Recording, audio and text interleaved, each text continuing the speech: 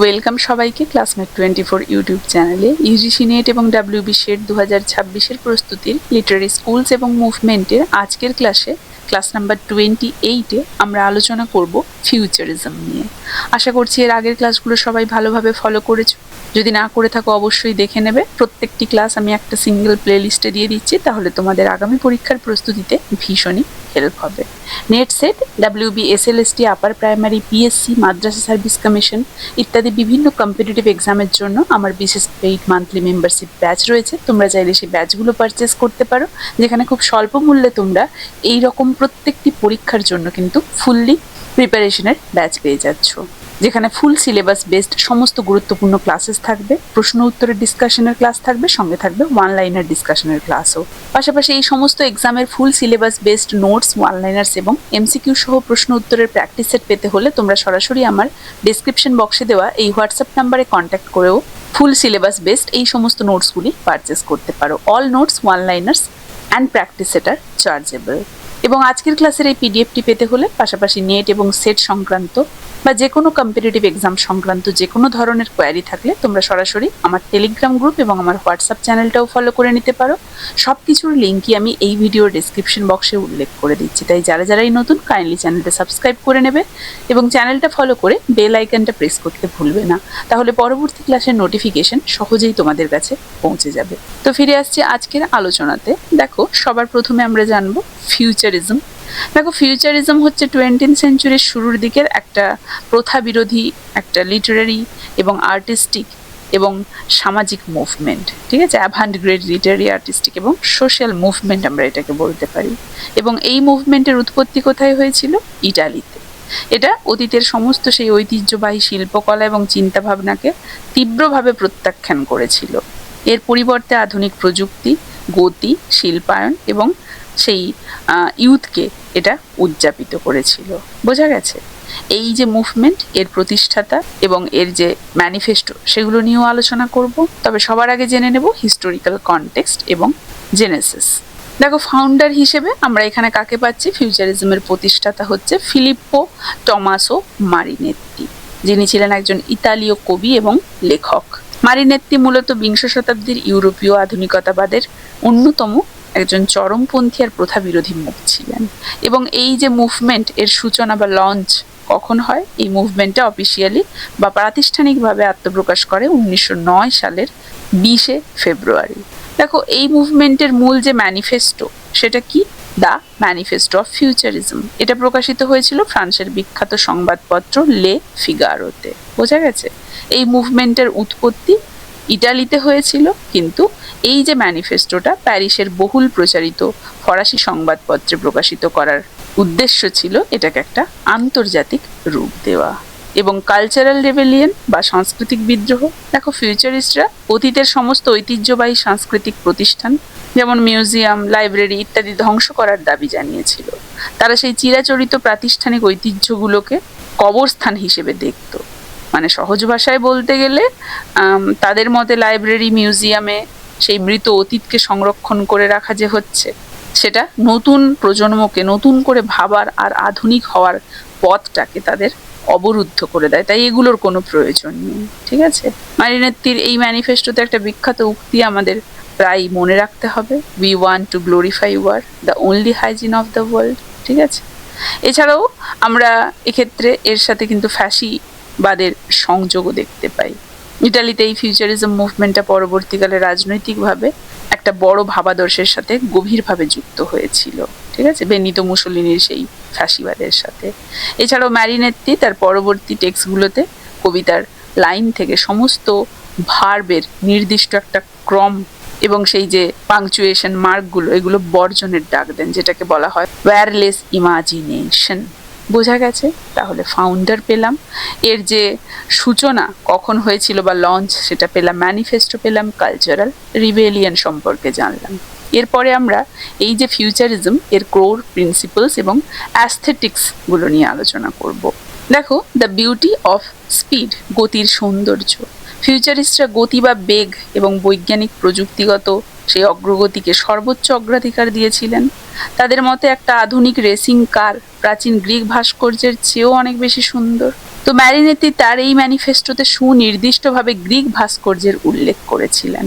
ঠিক আছে, machine glorification মানে যন্ত্রের মহিমান্বিতকরণ। এই মুভমেন্টটা বাষ্পীয় ইঞ্জিন, এয়ারপ্লেন এবং কলকারখানাকে শিল্পের নতুন উপাদানের মর্যাদা দিয়ে সেগুলোকে সেলিব্রেট করেছিল। মানে রোমান্টিক কবিরা যেখানে প্রকৃতি, পাহাড়, নদী নিয়ে কবিতা লিখত, ফিউচারিস্টরা সেখানে আধুনিক নগরায়ন, কারখানার চিমনি, ডাইনামোর সেই শক্তিগুলোকে কবিতার বিষয়বস্তু হিসেবে বেছে নেন। ওয়ার্ড ইন ফ্রিডম, স্বাধীন শব্দগুচ্ছ, এটা সাহিত্যের জন্য সবচেয়ে গুরুত্বপূর্ণ একটা বিষয়। ফিউচারিস্টরা প্রথাগত সেই ব্যাকরণ, বাক্য গঠন এবং সিনট্যাক্স এবং সেই জ্যোতিচিহ্ন সম্পূর্ণ ধ্বংস করার ডাক দিয়েছিলেন। এর বদলে তারা অপরিবর্তিত সেই র নাউন্স, ঠিক আছে, এবং টাইপোগ্রাফিক বৈচিত্র্য ইত্যাদি ব্যবহারের পক্ষে জোরদার ভয়েস তুলেছিল। তাহলে মারিনেত্তির এই যে ম্যানিফেস্টোতে তিনি নির্দেশ দেন যে কবিতায় অ্যাডজেক্টিভ বা অ্যাডভার্ব ব্যবহার করা যাবে না, কারণ এগুলো গতিকে মন্থর করে দেয়। তিনি শুধুমাত্র ক্রিয়াপদের মূল যে রূপটা বা ইনফিনিটিভ ব্যবহারের নির্দেশ দেন, যাতে কবিতা কোনো নির্দিষ্ট কাল বা কর্তার অধীনে না থেকে নিজেই একটা গতিশীল শক্তিতে রূপান্তরিত হয়। বোঝা গেছে? অ্যাগ্রেশন অ্যান্ড ওয়ার, আগ্রাসন এবং যুদ্ধ। ফিউচারিস্টরা সামরিকবাদ, উগ্র দেশপ্রেম এবং সামাজিক ও সাংস্কৃতিক বিপর্যয় বা বিশৃঙ্খলা সৃষ্টিকে অত্যন্ত প্রশংসার চোখে দেখতেন। ম্যারিনেত্তি তার সেই ম্যানিফেস্টোতে যুদ্ধকে বিখ্যাতভাবে দ্য ওয়ার্ল্ডস অনলি হাইজিন বলেছেন, পৃথিবীর একমাত্র পরিচ্ছন্নতা বা শুদ্ধিকরণ। তাহলে ফিউচারিস্টদের মতে একটা সমাজ যখন পুরনো প্রথা, ঐতিহ্য আর অলসতায় পচে যায়, তখন যুদ্ধই একমাত্র পথ যেটা ধুয়ে মুছে সবকিছু পরিষ্কার করে দেয়, সমাজকে আধুনিক এবং গতিশীল করে তোলে। এই কারণেই তারা প্রথম বিশ্বযুদ্ধকে প্রবলভাবে সমর্থন করেছিলেন। বোঝা গেল? তো এই যে উগ্র জাতীয়তাবাদ এবং যুদ্ধের সেই মহিমান্বিতকরণের ফলেই 1919 সালের পর মারিনেত্তি এবং ইতালীয় ফিউচারিস্টরা বেনিতো মুসোলিনির সেই ফ্যাসিবাদী দলের সাথে সরাসরি যুক্ত হয়ে গিয়েছিলেন আমরা দেখতে পাই। ম্যারিনেত্তি মুসোলিনির জন্য দ্য ফ্যাসিস্ট ম্যানিফেস্টো 1919-এ যেটা এসেছিল সেটার সহ লেখক ছিলেন। এছাড়াও আন্তর্জাতিক কবিদের প্রভাবও আমরা দেখতে পাই। ফিউচারিজমের উগ্র রাজনৈতিক এবং গতিশীল এই যে অ্যাস্থেটিসিজম এজরা পাউন্ডকে গভীরভাবে প্রভাবিত করেছিল। পাউন্ড পরবর্তীকালে মুসোলিনির ফ্যাসিবাদের উগ্র সমর্থক হয়ে ওঠেন এবং দ্বিতীয় বিশ্বযুদ্ধের সময় ইতালি থেকে আমেরিকা বিরোধী রেডিও সম্প্রচার করেন। ইংল্যান্ডে 1914 সালে শুরু হওয়া ভোর্টিসিজম মুভমেন্টটা ফিউচারিজমের এই আগ্রাসন এবং এই শক্তির ধারণাটা ধার করেই গড়ে উঠেছিল। লুইসের সেই সম্পাদিত ব্লাস্ট ম্যাগাজিনের টাইপোগ্রাফি এবং সহিংস ভাষা ফিউচারিজম দ্বারা সরাসরি কিন্তু প্রভাবিত ছিল। বোঝা গেছে? এরপরে আমরা এই ফিউচারিজমের মেজর রাইটার্স এবং এসেন্সিয়াল ওয়ার্কগুলো নিয়ে আলোচনা করব। সবার প্রথমে আমরা ইটালিয়ান ফিউচারিজম নিয়ে আলোচনা করব। দেখো, ইটালিয়ান ফিউচারিজমের মধ্যে এফ.টি. মারিনেত্তিকে সবার প্রথমে আমরা পাচ্ছি। তিনি ছিলেন ফিউচারিজম মুভমেন্টের প্রধান স্থপতি, তিনি প্রধান থিওরিস্ট ছিলেন এই মুভমেন্টের। তার গুরুত্বপূর্ণ সাহিত্য কর্মগুলোর মধ্যে ম্যানিফেস্টো অফ ফিউচারিজম পাচ্ছি আমরা 1909 সালে, তাই না? এই মুভমেন্টের একদমই মাইলস্টোন বা ম্যানিফেস্টো বলা হয়। ফিউচারিজমের নান্দনিক এবং রাজনৈতিক দর্শনকে প্রথম বিশ্বের সামনে এটাই নিয়ে এসেছিল। এছাড়া জ্যাং টাম পাচ্ছি 1914-তে। এটা ইংরেজি সাহিত্যের ইতিহাসে একটা অত্যন্ত যুগান্তকারী শব্দ কবিতা বা সাউন্ড পোম। তো এই কবিতাটা মূলত যুদ্ধের নানা আওয়াজকে অনুকরণ বা নকল করে লেখা হয়েছিল। ঠিক আছে, মিমিকিং ব্যাটল সাউন্ড। এছাড়া রাশিয়ান ফিউচারিজম, দেখো রাশিয়ান ফিউচারিজম মানে এই জ্যাং টাম কবিতাটার মূল প্রেক্ষাপট কি ছিল? এই জ্যাং টাম কবিতাটা এটা 1912 সালের বালকান যুদ্ধের সময় সংগঠিত অ্যাড্রিয়ানোপলের যুদ্ধের অভিজ্ঞতার উপরে ভিত্তি করে লেখা। মারিনেত্তি সেখানে একজন যুদ্ধ সংবাদদাতা হিসেবে উপস্থিত ছিলেন।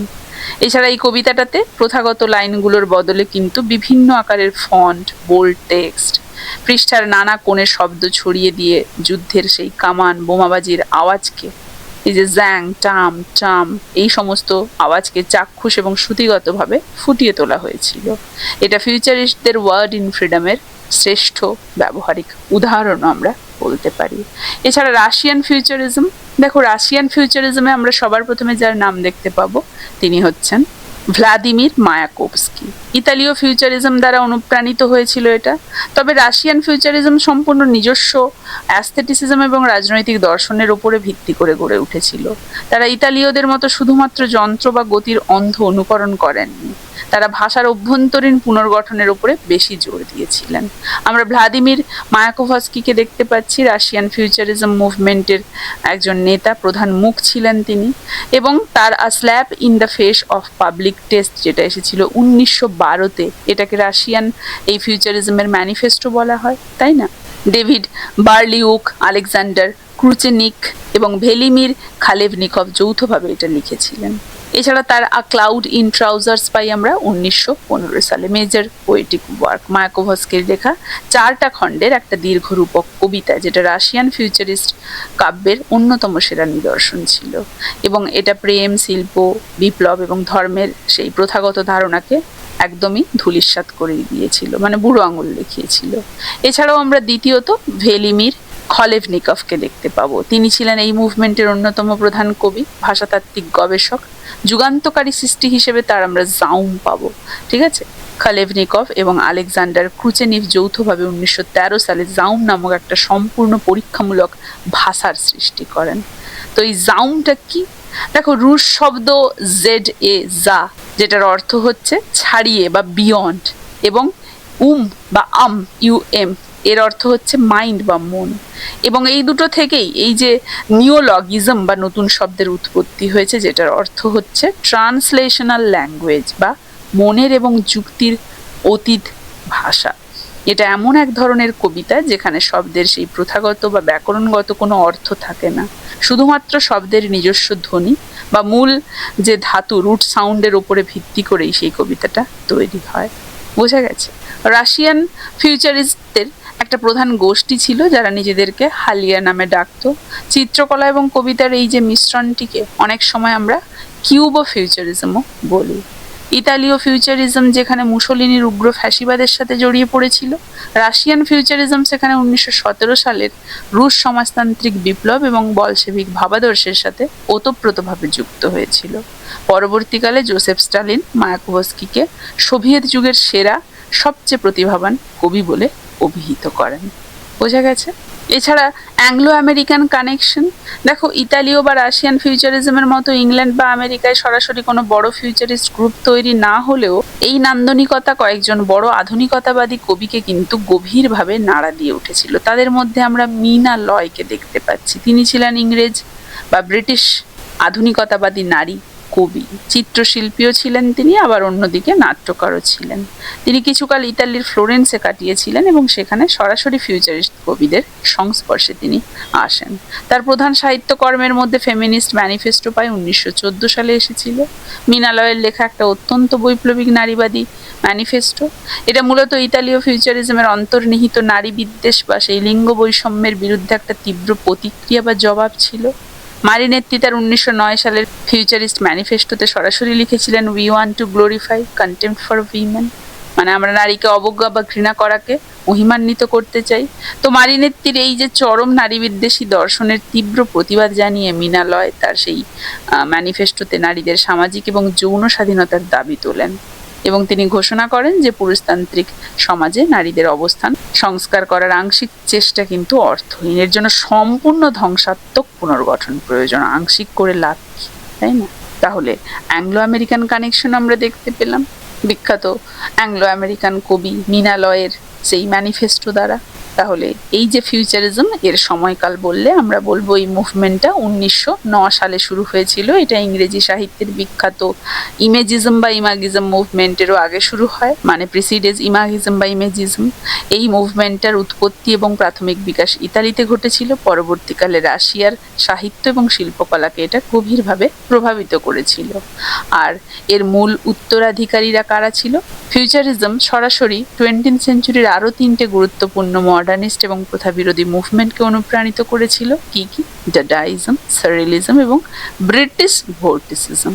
বোঝা গেছে। ডাডাইজমের সাথে কিভাবে সংযোগ? 1916 সালে সুইজারল্যান্ডের জুরিখে ডাডাইজম শুরু হয়। ফিউচারিস্টদের মতো ডাডাইস্টরাও অতীতের ঐতিহ্য ধ্বংস করতে চেয়েছিল। ফিউচারিজমের শব্দ, কবিতা বা কোলাজ আর্ট ডাডাইজমের পারফরমেন্স আর্টকে সরাসরি প্রভাবিত করে। সারেলিজমের সাথে কিভাবে সংযোগ? 1924 সালে ফ্রান্সে আন্দ্রে ব্রোতের হাত ধরে এই যে সারেলিজম শুরু হয়। তো ফিউচারিস্টদের সেই অবচেতন মনের গতিশীল প্রকাশ এবং যুক্তিহীন ভাষার ধারণা এই সারেলিস্টদের স্বয়ংক্রিয় লিখনের পথ প্রস্তুত করে দিয়েছিল। আর ব্রিটিশ ভোর্টিসিজমের সাথে সংযোগ কিভাবে? 1914 সালে লন্ডনে উইন্ডহ্যাম লুইস এবং এজরা পাউন্ড এটা শুরু করেছিলেন। এটা ছিল ফিউচারিজমের সরাসরি ব্রিটিশ রূপান্তর। তাহলে ফিউচারিস্টদের গতি, মেকানিজম এবং শক্তির ধারণাকে ভোর্টিস্টরা একটা জ্যামিতিক ঘূর্ণি বা ভোর্টেক্সের রূপ দিয়েছিল, সেটা আমরা জানতে পারি। তাহলে ফিউচারিজম আমরা দেখতে পেলাম কি 1909, তাই না? আর ইমাগিজম দেখতে পেলাম 1912 থেকে ওই 13 ইংল্যান্ড এবং আমেরিকাতে। আর ভোর্টিসিজম আমরা পাচ্ছি 1914-তে, তাই না? এটাও ইংল্যান্ডে। আর আমরা পাচ্ছি ডাডাইজম, এটা পাচ্ছি 1916-তে, 1916 সুইজারল্যান্ডে। আর আমরা সারেলিজম পাচ্ছি 1924-এ ফ্রান্স। বোঝা গেল? তাহলে ক্রনোলজিক্যালি সাজালে প্রথমে ফিউচারিজম, দেন ইমেজিজম বা ইমাগিজম, দেন ভোর্টিসিজম, দেন ডাডাইজম, দেন সারেলিজম। বোঝা গেছে? তাহলে এই ছিল ফিউচারিজম এবং ফিউচারিজম সম্পর্কে ইন ডিটেইল আলোচনা। আশা করি ফিউচারিজম সম্পর্কে একটা ক্লিয়ার কনসেপ্ট সবাইকে দিতে পেরেছি। কারো কোথাও অসুবিধে নেই। কার কেমন লাগলো জানাবে। ভালো লাগলে ক্লাসটা একটা লাইক এবং একটা শেয়ার করে দেবে। এই ক্লাসটা তাহলে এখানেই শেষ করছি। দেখা হচ্ছে ইউজিসি নেট এবং WB সেট 2026-এর প্রস্তুতির লিটারারি স্কুলস এবং মুভমেন্টের এর পরবর্তী ক্লাসে।